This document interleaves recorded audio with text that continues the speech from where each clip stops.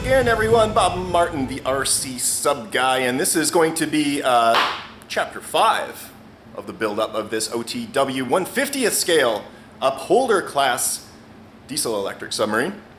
This chapter is going to pertain to the trimming of the boat, which a lot of people find to be very frustrating and complicated. It is vitally important to make sure that you've got your trim correct for your RC submarine, because if you do not, it will behave unpredictably and could potentially end up with a loss of your boat, which is not a good thing. So we're going to go through step by step what we do to get this boat all trimmed up. Hope you enjoy it. Let's take a look and see how we're going to make it go. Let's start with a brief overview and recap of where we are at. We've got all of our drive components installed. This is a 4¼ inch OTW dive module, which you can get on nautilusdrydocs.com. This is a sealed lead acid 12 volt, 5 amp hour battery running in the wet with waterproof connections to the cylinder.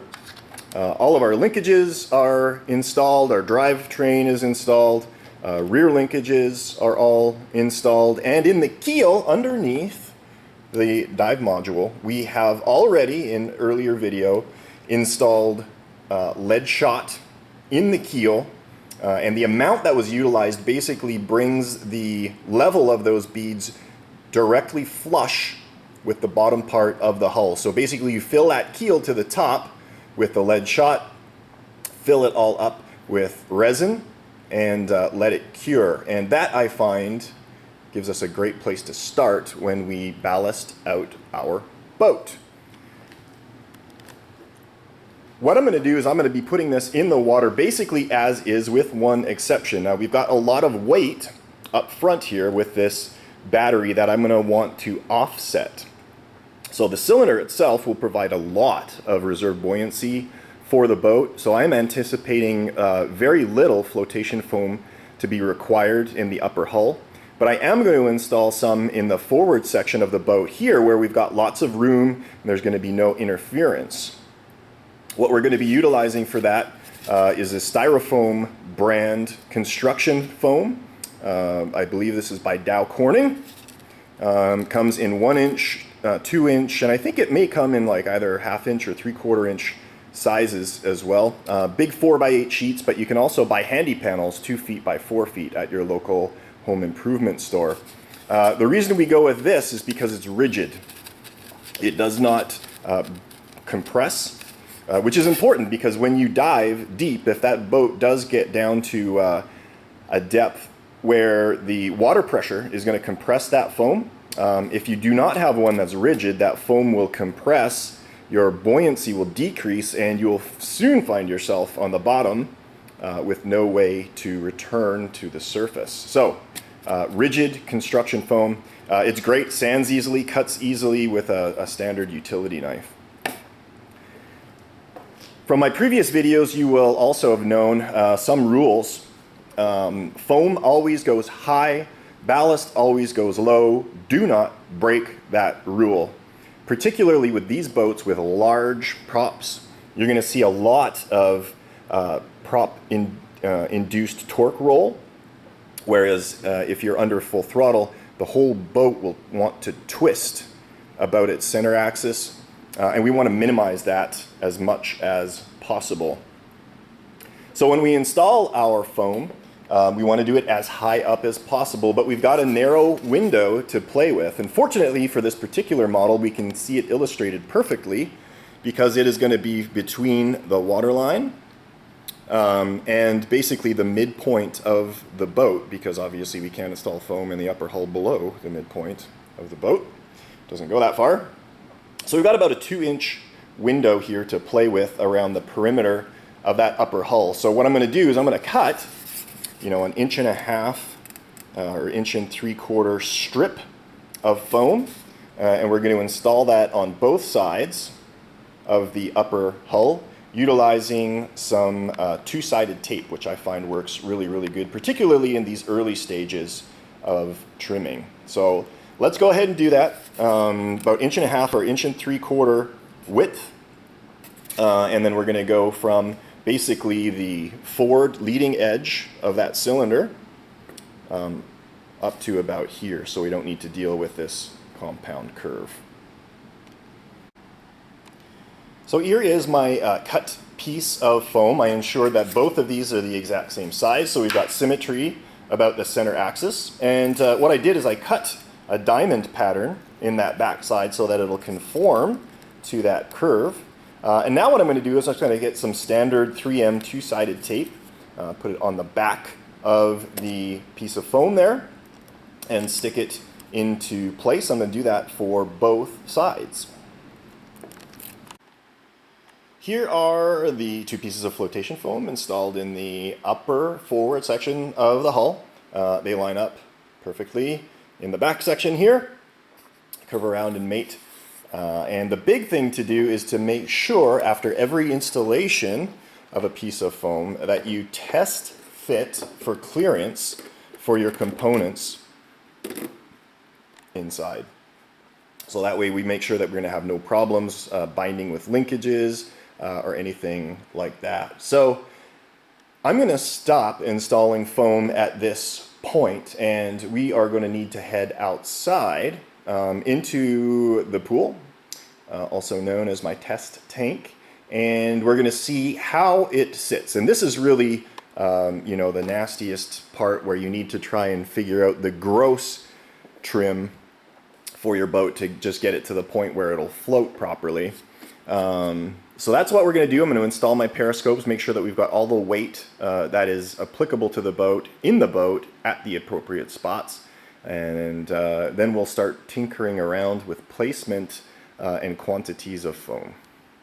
Balanced. So we're going to start by getting surfaced trim. I'm going to drop it in the water. We're going to see where it sits, and we're going to adjust it accordingly until it sits where we want it to. So let's see what that looks like.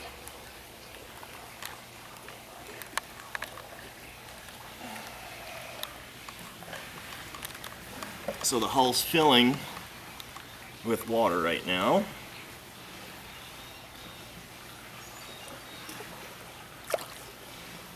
And it looks like we're going to need a substantial amount of foam.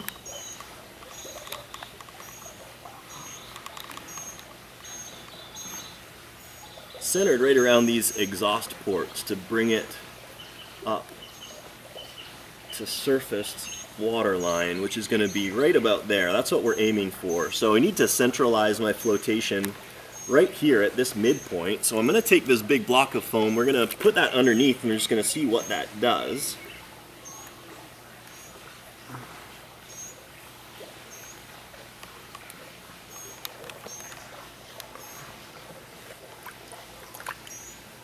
So we're going to need to put a lot of foam in here by the looks of things.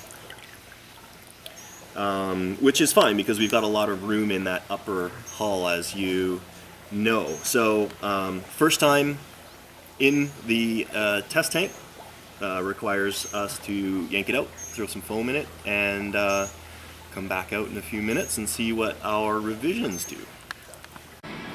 Alright, as you can see, I have added more foam to our boat. Initially we just had foam up front to look after the battery, and now I've had strips all the way down the length of the hull, thicker sections in the back. And the reason that you see this configuration is because we've got a very thin area to work with alongside the cylinder. So I split that 1-inch piece of foam in half and put that along there. And once we reached this open area, then we got the thicker blocks in there. So this is the configuration. From the front of the cylinder to the back of the cylinder, with the 1/2-inch run of styrofoam, and then the big blocks in the back there. And we are about to drop it in the water and see what this will do to our trim. All right, gosh, we are almost there. We zeroed in on this almost perfectly. If we take a look at it, we're a little high in the front, and we are a little low in the back. So what we're going to be looking to do is adding some foam to the rear of the boat. To that end, I've got a block of styrofoam here, and what I'm going to do, I'm going to cut off chunks and strips of this, and I'm going to place it underneath the keel when it's out like this until I get it up and floating in the right position Fortunately, the bottom of the upholder has a flat keel, so that will make things a little bit easier for us. I'm going to go ahead and do that, and I'll let you know what I figured out in terms of the dimensions of the styrofoam blocks. So give me a minute and we'll see what we can do. All right, here we go. Take a look at that. We got the water right smack dab on the painted water line, and in the front, you know, bang on the water line. The boat is floating perfectly vertically, which is always a good thing. It means we don't need to adjust, you know, a left and right tendency for trim. Let me pull it over here and I'll show you how much foam. Oh, there you go. That's exactly how much foam. Oh, and down it goes. It's about 3 inches by 2 inches of 1 inch foam. And it was placed at the very end of the keel, right where it comes to a point. So always make sure that you have a reference point so that you can reinstall the foam afterwards. So next step, I'm going to install that foam in the hull, find a good spot for it, and then I'm going to come back and we are going to work on our submerged trim.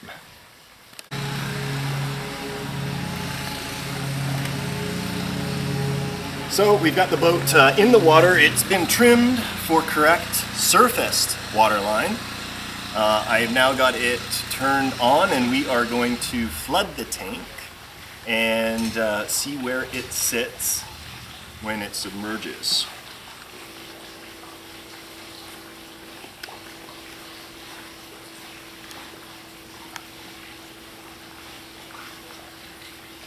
So it's submerging on a pretty even keel so far. A little heavy in the bow.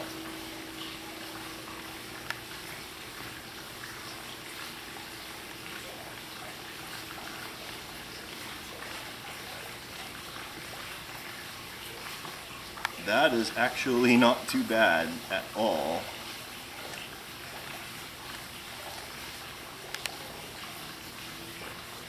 That never happens, where you don't need to add any foam above the water line. You can see it's floating perfectly level. The tower just has like 1 inch above, and I can bring it down a little bit further.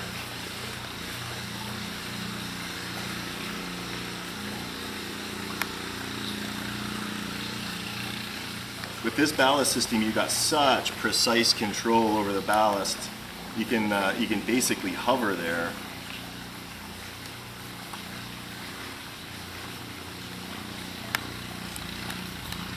So, just like the prop at the back, you guys aren't going to see too much in the way of technique to ballast it out at this point, or to trim it out at this point. Let's bring it back up to the surface and I'll talk about that. So we're going to blow the tank. The pump is pumping the water out.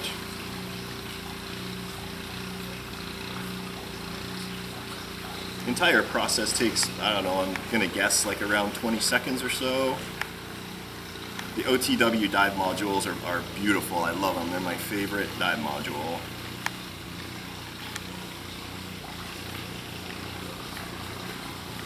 You can hear the tank is blowing some bubbles out, so it's pretty well empty. You can see it's right at surfaced water line, sitting perfectly level. That is a beautifully trimmed boat.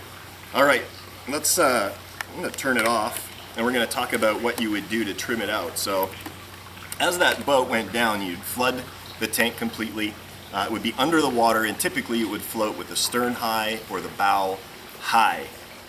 Whichever side is sitting lowest in the water, you're going to cut a piece of foam out and you're going to put it under the boat on that side. And the reason you do that is because the foam only comes into play as the boat is submerging, as that water level gets up and interacts with it. So it has no effect on surface trim, which is why I like to do surface trim first when I'm trimming out my boat. So again, just as a summary, you're going to keep doing that. Get it until it's floating perfectly level under the water. Another thing that I'm going to recommend is that you add foam above the water line so that when the tank is completely full of water, it still floats with a little bit of conning tower above the water. That is for beginners, and that'll save you from negatively ballasting the boat, so if you stop, it doesn't sink down to the bottom and you lose your boat. With a little bit of positive buoyancy, you'll always have that safety margin. So, with that, this boat is trimmed, completely set, ready to go for her maiden voyage.